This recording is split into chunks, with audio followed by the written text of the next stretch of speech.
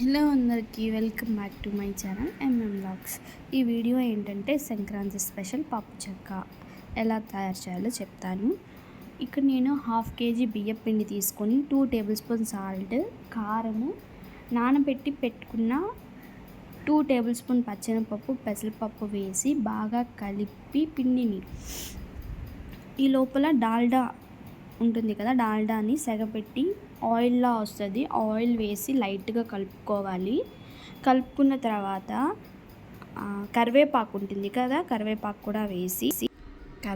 కూడా వేసుకున్న తర్వాత వాటర్ పోసుకుంటూ బాగా పిండిని కలపాలి. కలిపి మరీ పల్సగా కాకుండా తిక్కుగా ఉండేటట్టు కలుపుకోవాలి పిండిని.